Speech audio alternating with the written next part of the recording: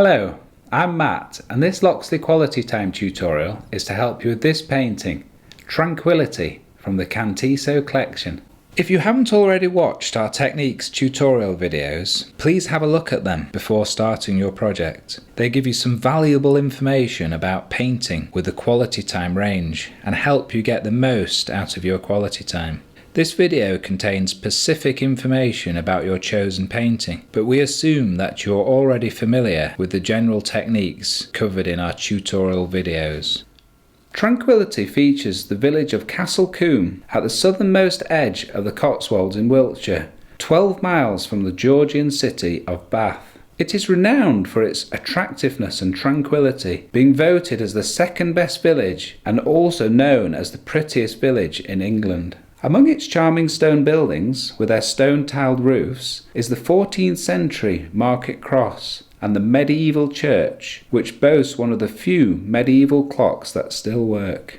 I have added a mallard duck flying in this picture to add interest, as well as one swimming in the stream below. Right, I'm going to start with the sky, and I'm using this very pale blue. It's a very pale sky, so I've mixed up this blue using mainly white, 98% white, and a small amount of the light blue. And there is a technique video on painting skies which gives you more information, which I recommend you have a look at. And I'm cutting round these outlines here, being careful not to paint onto the other areas where these leaves are going to be. Just using the tip of the brush with the brush well loaded, always finishing off horizontally, even where I've had to cut in around this. Long, even brush strokes. The sky will look a little patchy at stage 1, but that's fine. When we come back in at stage 2, a lot of this patchiness will disappear, but you're keeping the brush strokes as smooth as possible. So after you've applied the paint, just going over, getting rid of as many of the brush strokes as possible, spreading the paint out evenly. Sky is generally paler towards the horizon. It's not so obvious in this picture because it's a very pale sky, but I am just adding a little bit more white to the mixture as I come down towards the horizon here. And you'll notice that some of these trees, you can see the sky through the foliage, so I'm wanting to put a little bit of sky that'll be showing through the trees. And then in these other areas here, I'm just going up to the line carefully.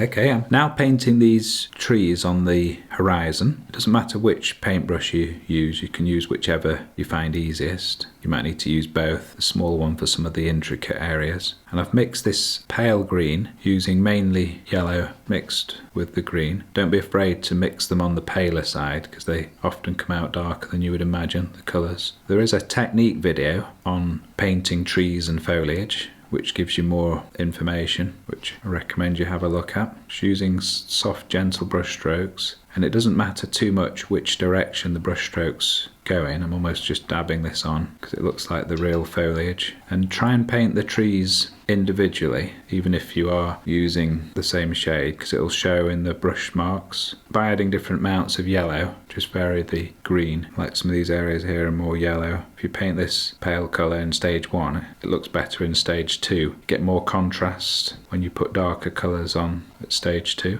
Just being careful not to get it on the buildings here and on the duck. Keep it off the duck. You're just cutting up with the edge to the wing there. It's amazing, even with this big brush, what detail you can get just by using the edge or the tip of the hair. So I'm not painting the blue bit that I've left with the sky here. I'm going to use a darker green for some of these ones. And I'm not painting on these areas where these leaves I'm going to come onto in a minute. So I want to use a different green for that as well. Just going to go in with these with a darker green. I'm painting around the edge here with the same colour I've been using for the surface of the canvas. Loxley pioneered this idea of clean edge canvas, which means that even if you don't frame the picture, it still looks finished. Right, I'm now painting these leaves in this corner, and I'm using the big brush and just pure green, and I'm putting the paint on very thick because I want these leaves to look more in the foreground, so I want them to stand out from the leaves painted behind. If you look at the photo, these leaves, they could almost be level with the bridge, and I want them to really stand out, and it'll give the picture more contrast. These big leaves are like horse chestnut leaves, so I'm using big brush strokes, putting the paint on real thick. Great fun this is. You'll notice here I've left this bit of sky showing through. I'll build this up again at stage 2. I'm now using my smaller brush and putting smaller leaves behind. They're still up in the foreground but not quite as near as the big ones we've painted. This creates perspective as well. So these leaves here are obviously a bit further away and they just look a bit smaller. So I'm just using little dabs of the green paint. When this is dried, I'll be able to go over with a lighter green and fill in between. But if I do it now, they'll all smudge together, which is not what I want. I want them to stand out as individual leaves. I'm now painting these other bushes and vegetation, these trees in the foreground, and I've mixed up a pale green using yellow and green together. You can vary the mix a little bit so that you're getting different shades of green to make up this vegetation. It doesn't matter which brush you use, but I'm using the smaller one of the two. A lot of these areas are quite intricate. And again, the brush strokes in different directions. Keep referring to your photo so that you can see which colours. The colours I use is purely as a guide to show you how I'm doing it. I'm actually using just yellow at the top here because you'll see the leaves are much lighter on the photo. Obviously newer leaves, fresher leaves or something, and they're slightly different shade at the top there. You'll see the brush strokes are in different directions. And by spreading the paint out, it's not too dark. You don't want it too dark at stage 1 because then you can have more contrast at stage 2. So I'm just working my way across these plants that are hanging down here. I'm varying the green quite a bit in here because you've almost got some bits that are totally yellow. And I've done this just pure green under here because it's much darker where the shadows are, but I'll pick that up later when I'm building the shadows here. And again, I'm painting them all as individual trees. So this bush here, it's all going to be the same green. A bit above the gate as well, and again round the edge of the canvas. I'm coming on to some of these plants in the foreground now. So there's a bit of a paler colour. I'm doing small blobs here just so they pick out the individual leaves because you're getting more into the foreground now, so you want to be able to see individual brush strokes. You'll notice these here are flowers growing in the wall, they're just pure yellow, and I'm putting the paint on thick so it stands out like that. Just add a little bit of green underneath, putting the green in for these plants. When you're bringing your plants down, don't forget to paint down the edge here. For these plants growing on this wall here, they're a paler green, so I've mixed 50% green and 50% white just to produce this minty green colour for these plants here. Right, I'm just doing this tree trunk using the small brush and light brown, and I'm doing the brush strokes the way the tree grows, so following the upward grain of the tree, and this way the tree will look right. The bark runs in this direction. Just doing a little dot there where the trunk disappears into the foliage. I'm now painting this grass that's growing by the stream, and I've mixed this green with a smaller amount of yellow, something like approximately 80% green and 20% yellow. I'm using the small brush and doing vertical brush strokes the way the grass would be growing. By mixing more green, it gives this more emerald look of the grass, brushing out the excess paint. While I've got this colour mixed, I'm just doing a little bit in the water here. I'm painting the reflection of the grass using the same colour. I'm now painting the stone of these houses, and I've mixed this very pale creamy colour using mainly white and just a very small amount of yellow. I'm applying horizontal brush strokes in the direction that the stone would be laid in. It looks more interesting if you vary the shade by adding more or less yellow. It looks more natural, like the more natural stone. It's typical of Cotswold stone, very yellow. I've just added a bit of white for some of these areas where it's more pale. I'm putting the paint on quite thick. I want some brush strokes to show through on these near houses. It reflects the roughness of the stone. And then by the window here I'm adding yellow where the stone is newer and more brighter. Just put a bit of white in to soften it up there. And these bits between the windows are actually stone as well. Obviously where the stone hasn't been weathered, it's brighter, whether it was renovated or had some new stone put in. Painting these bits between the leaves here where you can see the stone. For these buildings that are further away, I'm using a paler cream by using less yellow in the mix. And this is so that they look in the distance. You don't want them to be bolder than the buildings in the foreground because you'll lose the proportion. So as I'm coming forward, I can add a bit more yellow for these buildings here. And then you'll notice again around the windows here, and these mullions here, they're yellow. You can just add little bits of yellow in the paint just to make it look more interesting. And this area here is very yellow as well. Mixing a stronger cream with more yellow, and then in places you can just add pure yellow like this. For this area here, down this edge, I'm painting it through the window because the window's on the corner and you can see the stone through it. And again, I'm painting around the edge, so this stone goes around the edge. Keeping off the tiles. That's the advantage of using the smaller brush, is that you can control where the paint goes a bit more. So you're just working to the outlines. For this particular front here, because it's rendered, I'm actually using brush strokes in different directions deliberately. I'm putting dabs of yellow just because I want it to look mottled, like the rough rendering, and I'll do this at stage 2 as well with other colours. I'm painting these chimneys this cream colour as well, finishing them off horizontally. The chimney pots, they're all this cream colour as well, apart from one of them here. This chimney pot here, you'll notice from your photo, is red, and I've mixed this using the red and yellow. It's the only red chimney pot on the whole picture. Not sure whether it's the only one in the village.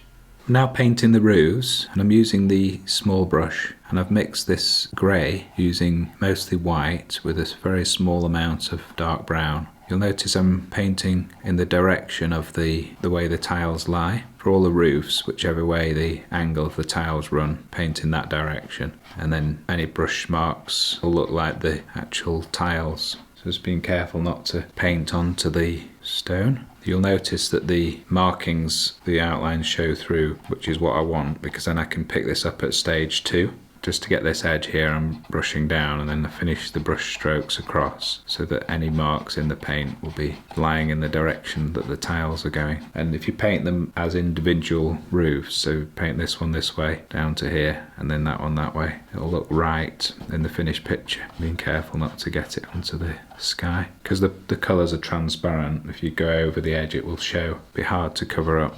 For these roofs in the foreground, I'm applying the paint thick and leaving brush strokes in it deliberately.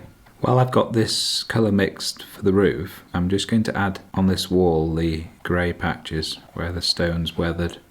So I'm now painting this far wall of the bridge, and I've mixed this grey colour using white with a little bit of dark brown, and I'm brushing in the direction of the stones so it looks natural. My brush marks will just look like part of the stones. But you can put the paint on quite thick because this is in the foreground. Down this edge I'll have to do vertical brush strokes just to cut in, and then just cutting up to this line across the top stones. You'll notice from your photo that there's some yellow patches on the wall, just where the moss or lichens are growing or whatever. So I'm just adding a little bit of yellow, building the layers of paint, just creating this lovely texture, lovely colours.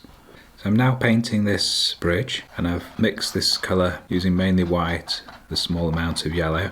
Again, I'm following the direction of the stones with my brush strokes, using the small brush.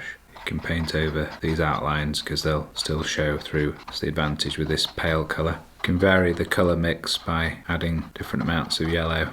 The more variations you can get in this stonework, the better. You'll notice that I'm painting them as individual stones, these buttresses, so that they're all the same shade. I'm adding more yellow to my cream for these near walls so that they stand out more, and I'm also applying the paint thicker so it gets more texture in the paint. You want these looking like they're nearer to you. You'll notice some of the areas of the stone are grey, and I've mixed this grey using, again, mostly white, but just a very small amount of dark brown. I'm going to do this quite patchy. I'm going to fill in with a lighter shade of grey. I've added white so that it's paler. Again, I'm putting the paint on quite thick. And then I'm going to add this grey colour in between these cream patches I've done. Again, I'm doing my brush strokes in the direction that the stones are lying, painting over some of the cream areas. Just add some grey to this wall.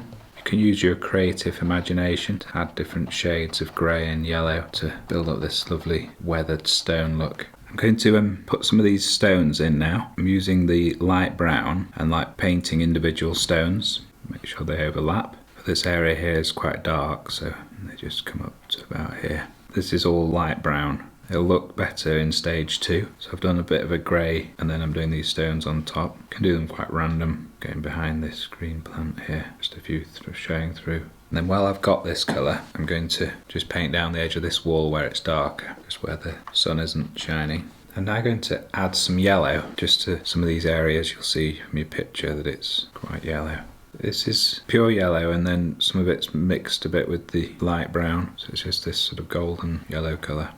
I'm now doing this road, and I'm using the larger of the two brushes, and I'm brushing in the direction of the road, following the camber of the road. Brush lines I want to be going the direction that I would be driving along if I was taking a car on this road. And I'm painting up to the curb here, careful not to get onto the bridge. So I'm just working up to these lines. This grey colour I've mixed using a very small amount of dark brown and white, and I'm varying the mix a little bit so that you've got slightly different shades of grey. I want it to be darker in the middle of the road, just to give it more interest. I want the paint to be a bit streaky, so I'm actually mixing on the canvas. So I'm applying the colours to my brush and then not totally mixing them on the box.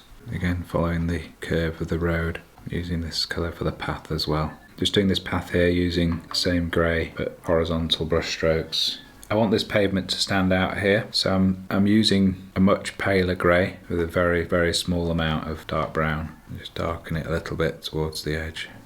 I'm now painting this duck. For the body, I'm using mostly white, but for some of the shaded areas, just a very small amount of dark brown with the white. You can put the paint on quite thick, so you've got the texture of the feathers. Using the small brush just so that I can get the detail on this bird. Using the very tip of the brush. Keep referring to your photo. Don't worry about the shading on it because that can be picked up later in the shadows. You're just sort of getting the colours right first. I'm now doing the dark brown bits. So this part of the tail here. And just a bit there where its legs tuck in when it's flying. And then its neck area. Mix this brown with the white. And using slightly more brown underneath here. I'm using the dark brown mixed with the white here. Just like tickling the surface, putting some of the detail in where the wings are. Just using the very tip of the brush for all this. Doing the wing tips. You can just play with these colours till you're comfortable, till you've got it right. You can add more white to lighten it, even after you've painted it on the canvas. Just doing this edge of the wing. I want nice crisp lines for this wing. I'm using the dark blue for the head. I've cleaned my brush so that I don't get any of the brown in, and I'm very carefully, don't want to go over these lines, but you can go over the eye, that's fine, because you can put that back in later on. It's fine if it looks a bit patchy, because you can go back in at stage 2 and strengthen up these colours. So I've cleaned my brush and I'm just doing the beak with the pure yellow, a little bit of yellow right on the tip of the brush. That's the bird at stage 1 painted. So I'm now painting this gate using the light brown. Use a well-loaded brush. So I'm brushing in the direction of the grain and brushing out the paint nice and even. Right, I'm going to do the water area here, and I'm just going to paint the duck first using the small brush and the dark brown mixed with a bit of white. Then I'm going to go onto the water, and I'm just using the dark brown as it is. I'm using horizontal brush strokes, careful not to paint onto these plants. I'm missing these areas in white, and I'm going to come back to those where the reflections are. Again, I'm painting around the edge of the canvas. I'm using the smaller brush because there's some quite intricate areas. I'm not painting on these reflections of the green grass. Doesn't matter if it looks a bit patchy on stage 1. I'm going to leave this area around the archway for now, and I'll come back to that so I can get the reflections. I'm now going to go onto these reflections here, and I've not cleaned my brush out from the brown, but I've just dipped it in white, so I'm just putting white on these areas, but it's picking up the brown. I'm applying the paint thickly, and then over here I'm using the white mixed with a very small amount of dark brown so that I can pick out some of the reflections. Make it pale around the duck so I don't lose the duck. I'm just going to add some yellow reflections of the stone. I'm going to blend that in a bit with the dark brown. I'm simulating the surface of the water, so I want this to be a bit streaky and have the reflections in as well. I've never been to this village before. There is a racing circuit in an old RAF base nearby. Castle Combe circuit, got a famous racing track. I've never been there either. That's the water done at stage 1. Now I've painted this, I'd like to visit the place for real. I'm now doing with the dark brown these areas under the bridge. I'm using the small brush and being careful not to get it onto the stones. So I just load the brush regularly and painting in these metal, ironmongery, architecture, whatever. Presume they're put down to stop debris being washed down the river, or unless it was for livestock, I'm not sure. Very carefully painting these. Take your time to do this. These hooks in the wall. And then for the chains, I'm just doing little dots. You can do some of these loops and then just dots for the other ones. Taking your time, just little brush strokes with the very tip of the brush. And being careful not to paint onto the stonework. You can move your canvas round to the best angle for painting. I'm just keeping my canvas like this for the video. So with the dark brown, I'm now painting these down pipes. Again, very small brush strokes, just with the tip of the brush. Take your time. There's a sign here as well. Not sure whether it's a pub sign or a shop sign. There's a drain pipe running down. Another down pipe here.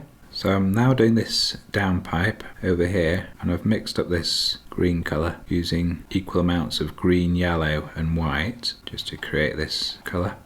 So now with my small brush I'm painting these windows using 50% red and 50% dark blue, and I'm being very careful not to get it over the edge of the window. It'll be a bit patchy at first, so you probably have to go over this twice, but if you vary, like don't go over it all twice, just over some areas, it'll make it look more interesting. It'll vary the shade of the window, make it look more real, using horizontal and vertical brush strokes to get the best result. I'm now going to go over this one again, just to show you that it gets more intense. If you go over any of these frames, you can add white.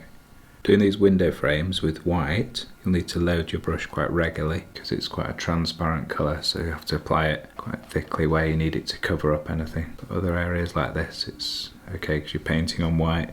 So I'm just painting these red flowers that are growing up over the window here, and just using the very tip of the small brush, well loaded with red paint, and just doing these small dots slightly more towards the top of the plant here. Just painting these flowers here now, and I've mixed red and white together to produce a pinky colour. Again, just random little dots. You'll notice from your photograph that there's some blue flowers over here. I'm just adding these with the dark blue and the tip of the brush. And then there's a couple growing up here. Right, so that's my stage 1 complete. I've done these windows and doors here as well. I'm now starting stage 2, and stage 2 is just building up the layers of paint. I'm going to start with the sky, and I've mixed this blue. I'm using the larger brush again, careful not to get onto the green areas. Horizontal brush strokes again, and you'll notice a lot of the streakiness disappearing at this stage. And again, try and do it all in one go without breaking off. So this is the most important on a big area like this. Just working around these trees now. I'm adding a little bit more white because it goes lighter towards the horizon. Now doing stage 2 on these trees in the background, and I've mixed up this slightly darker colour using mainly green with yellow added. And if you vary the shades of green to keep the individuality of the trees and also make it look more interesting, so you've got a few different greens going on here. Important to try and get nice crisp edges on the edge of the trees where they meet the sky. You're just gently building up these layers of paint. Doesn't matter which brush you use. I'm using the small one because I want to get some of the detail of the brush marks, and I'm using brush strokes in different directions, picking up some of the texture of the vegetation. If you go too dark on any of these areas, you can add yellow back in. Don't want it to be too dark near the duck because I'll lose some of the detail. It'll draw away from the duck around here. Just a bit more yellow in the mix. I'm now painting these leaves in the corner with stage 2, adding the paint on thick again. So I'm building up this thickness with the pure green here. And again, I want nice crisp edges where it meets the sky. Doesn't matter which brush you use. I'm actually using the larger one to get these big leaves painted. You can use the shape of the hair. I'm going to add a bit of yellow just to make it look more interesting. Putting this on quite thick, but just adds a bit of contrast. It's almost 3D. This keeps them in the foreground, makes them look like they're nearer you. You can take it around the edge again. Doing these leaves that are a little bit more in the distant. I'm using pure green and just dabbing with the tip of the small brush. Again, keep it well loaded. Just some very small dabs in the blue sky makes it look interesting. So now doing stage 2 of the trees, these bushes and trees in the foreground, and I'm using my small brush and green, or a mixture of green with a very small amount of light brown. So again, I'm wanting various shades of green, and these sort of random brush strokes gives this impression of vegetation. So you're referring to your photograph, seeing where the darker areas are, and again, nice crisp edges on the edge of the plants. You can just work away with gentle brush strokes, building up these layers of paint till you're satisfied with the finish result. Don't worry too much about the shading, that'll be picked up at a later stage. So for these areas you can just add pure yellow in with the green for these lighter areas, and you can build up a bit of texture as well. I'm now going to do the grass with the small brush and pure green, and I'm doing vertical brush strokes the way the grass would grow. Don't want the paint too thick, but just sort of even it out so it looks similar all over. You can add little bits of yellow if you wanted to sharpen these edges off against the dark background, because the green won't show up on the dark brown. While I've got this green, I'm just strengthening the reflections in the water, so the green's got the same colour green in the reflection that you have in the actual grass here. So now I'm doing stage 2 on the houses, on this stonework, and I've mixed up this cream using yellow and a very small amount of yellow mixed with the white. I'm just strengthening the colours so they're more lifelike. I'm using the small brush because there's quite a lot of detail, just adding a little bit of white in, make some of these areas a bit paler. I'm using horizontal brush strokes again so that any lines in the paint, they look like the lines in the stonework. For these houses across here, I've mixed up a grey, and because it's rendering, I'm doing brush strokes in different angles just with these dabs of paint, wanting to give a rough textured appearance. Some areas the cream's showing through more than other areas, and I'm putting the paint on quite thick. And again, just building it up. The paint dries quite quickly, so you can come back and revisit some of these areas with a bit more paint. It's better to build it up in thin layers than mix a too bold a colour and go in too dark. Just adding a bit of yellow, and you can do little dabs in the rendering. Now just slightly darker grey, just a few speckles here and there. So the brush isn't too loaded now, you just a small amount of paint on the brush. And now I'm adding some white, little specks here and there. Just adding a small amount of yellow into this area here where these stones, they're quite bright, so just like influencing the colour of the canvas. Now with light brown, I'm just doing some very thin lines just to give impression of these stones here. You'll see some outlines showing through, so you're just picking up a few of those. And it's just a subtle impression of stones with these markings. Your brush is hardly touching the canvas, just almost tickling the surface. And also you can do some very tiny dots, breaks up the smoothness of this wall. Now with my light brown, I'm just doing some very tiny specks in this rendered area. The smaller the specks, the better. Now doing stage 2 of the roofs of these houses, and I've mixed a grey using mainly white and just a small amount of dark brown. And again, I'm brushing in the direction of the tiles so that any brush marks look like the tiles. You don't want anything that's any brush marks that stand out, so just blending it all in. Now doing stage 2 of the road, and I've mixed a grey using 95% white and 5% dark brown. And again, I'm varying this a bit so it's darker in the middle of the road, following the camber of the road, and then adding just a little bit of white to my mix so that it's paler here. Don't want the road to look flat. Using the big brush because it's quite a big area. It's important to make your lines look like they go behind this wall, even though you're keeping your brush off the wall. And then I'm just doing the path, just adding a bit of white to make the path look more interesting there. Just doing this bit of the path, so it's just strengthening the colours in stage 1. I'm just doing this at stage 2 on this path area here. It's a much paler grey, it's nearly all white, just with a very small amount of dark brown. I'm now painting stage 2 of this bridge, and I've mixed this grey using 95% white and 5% dark brown, and I'm varying the shade a little bit, so I'm adding different amounts of dark brown to the mix so that it's getting a bit of contrast here. I'm using the small brush with small brush strokes, and I'm painting horizontally in the direction of the stones. This is just as a guide. I'm showing you can add a bit more yellow, like some of these areas here are quite yellow. I'm just adding a bit more yellow in and then just blend it in with the grey. It's the old Cotswold stone showing through. For this bridge area, I'm doing the stones this way because of the direction of them. You'll notice this stack here is fairly pale, so I'm just adding some pure white into the mix, painting it straight onto the canvas, and then just blending it in with the grey that's on my brush. You can go over these stones and sort of merge them all together a bit. Just strengthening these colours now in stage 2 on the water. So I'm painting over with a similar colour, dark brown where there's dark brown. Now doing the reflections just with this white, which is mixing with the brown a bit to make this grey. Now with the dark brown, I'm going over these areas in the tunnels, under the bridges, arches. Just being careful to keep off the plants and the wall, so the contrast is much better now because it's a more solid colour. And then I'll go over these metal gates again, and the chains, just painting in the same place again, so they stand out more definite. When you've been painting the wall, sometimes it's easy to paint over these, so this brings them back out nice and bold again. Now I've just noticed this little fence here in the trees I've missed at stage 1, so I'm going to paint that in now using the dark brown, just using the tip of the brush, and it disappears into the vegetation there. So I'm now doing stage 2 of these windows, and I'm using dark brown with the small brush going over these areas, keeping off the window frame as much as possible. This one here I've left deliberately like that because there's a curtain in the window, so I've not painted the whole window. You can make the curtain bold by painting a bit of white on it if you want to.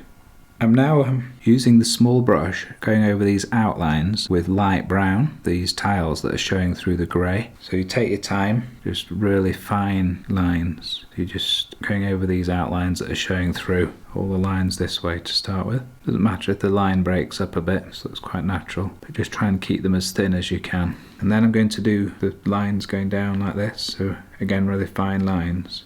Now I've done the detail on the roofs, I'm doing the same with this wall. I'm using the light brown again, just very thin lines, putting in the stones here, so running along the top. The thinner these lines, the better your finished painting will look. And these, you're just doing like a suggestion of where the stones are. Tiny thin lines and little dots. So now I'm doing some of the fine detail on this stonework. All this is with the small brush, just making the edges stand out. Keep referring to your picture, just putting the detail in of the stone, where the joins are between these big stones. Just working my way across the bridge now, and again just subtle suggestion of these stones, so you're not having to paint every single stone, you're just giving the impression of these stones, defining the edges of the stone.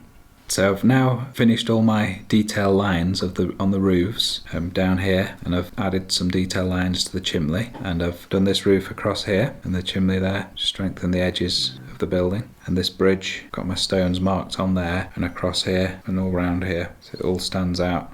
So I'm now doing this duck at stage 2. I'm just strengthening all the colours, just building them up. The light grey and the white for the body, and the white on the tail, a bit of white on the wings here. So I'm now doing the dark brown on the tail, again on the wing. Get rid of the bit of blue that's come across when I did the second layer of sky. The edge of the wing there, and then this the front of the bird. Just painting the blue of the face of the duck, being careful not to go onto the sky. So I've loaded my brush with the yellow, and I'm just using the tip of the brush, and I want a fine point on the beak. And once the blue is dry, I'm going to do a dot for the eye, then I'm going to go back in with the dark brown and just put a tiny speck of dark brown in the centre of the white, and then with the dark brown I'm just going to do the duck's nostril, and that's the duck finished at stage 2.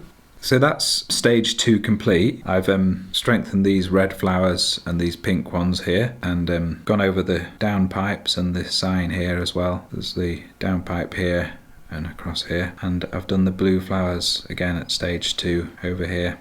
I'm now on stage 3, the shadows, and I can start up at the top left hand corner on these leaves. I've mixed up the shadow paint using 50% red and 50% blue, and I'm just adding these shadows selectively to some of these leaves. There is a technique video on painting shadows which gives you more information, which I recommend that you have a look at before doing your project picture. And I'm using the paint just as it is with no water added. I'm now using the shadow paint mixed with a little bit of water just to put in some of these shadows on these trees in the background. The reason I've added water is because these shadows, because they're further away, they're more subtle, not so bold. I'm now going to do the shadow under the duck's wing. You'll notice from your instruction guide that the sun is overhead, so we're doing the shadow underneath the bird here. You can build this up in a couple of layers. If you're not quite happy with the depth of the shadow, you can come back to it. With this shadow paint watered down, I'm just adding some of the shadows under the eaves of this building. So I'm just doing these areas in the trees here, these random brush strokes. And then under this tree here, there's quite a bit of shadow on this hedge, and then down onto the pavement. So again, this is watered down underneath this tree. I'm actually using it without water. Doing a little bit under this ledge on the chimney, and then underneath the eaves. It's not a bright sun on this picture, so I don't want my shadows to be too strong. Just doing this shadow now. This was mixed with water. Under this plant here, the shadow is very strong, so I'm using it without water. And then over on the window here, I'm doing it watered down. If you leave a bit of white there, it gives better contrast. And then down here, it's quite dark under this tree, and I'm just brushing over these stones so they still show through nicely. This is with water added, and I'm going to go back in just without the water, make the shadow bolder underneath this plant. So underneath these stones I'm just adding shadow. This is watered down again, and then underneath the hooks I'm just doing a little shadow. where this buttress cap overhangs. I'm just doing a shadow under there. And you notice this wall is in the shade, so I'm going over this with the shadow paint with no water added. On the road now, we're going to add a shadow from these trees here. So I'll put my shadow directly underneath them, and I've mixed this with the water so that it flows evenly. This makes the whole picture look more interesting. Right, that's stage 3 completed now. I've finished all the shadows. I've added a bit more depth in here, and across here this is all complete now. And once I've finished the shadows, I've put the yellow flowers back in, quite bold, just with the tip of the small brush, just with pure yellow. Then over here, I've brushed the shadow paint diagonally to give the appearance of glass on the leaded lights there. Now that's stage 3 finished, we're moving on to stage 4, the highlights. And there is a technique video on this, which gives you more information. And I'm going to do a highlight here on the window, and on this window here, right? And then I'm going to do one on this bush down here. I'm going to do another highlight here. It's just a tiny speck of white. Amazing what a difference it makes to the picture. So I'm just doing a tiny little speck in this dark area of the bridge. Just do some on this wall here, just where the sun's catching it. If you keep checking your instruction guide, because it's shown in there in red, and also you can refer to your picture as well. And then on this path here, it's amazing the power of just a tiny speck. It makes it so much more interesting. So I'm now putting the highlights on the water here, and these are horizontal, very thin lines with the brush or the paint shield, whichever you prefer. It's just very, very thin lines. The thinner you can get these lines, the better. And I'm using it to overlap reflective areas, so it ties the water and the reflection together. Quite important, this. So like over the green reflections, and then you realise they're not green vegetation, it actually looks like a reflection then. Keep loading your brush and just hardly touching the surface, and make it go behind the trees as well. So it looks like the water goes behind there. So I'm just adding some yellow lines in between the white ones because it's reflecting the yellow wall. So if I put these lines in here, it makes it look more real. We're using a well-loaded brush, so keep loading your brush regularly so that you get these nice crisp thin lines. Right, so that's my stage 4 complete, the picture finished, and I've added some highlights on this downpipe here, and on the tiles of the roof, just a couple here where the sun's catching it, and on the chimney pots, and then right across here on the trees, and even some on these big leaves here. So I'm very pleased with the result. Right, that's stage 4 completed and my picture finished. I've enjoyed this painting. Good luck with yours. Goodbye.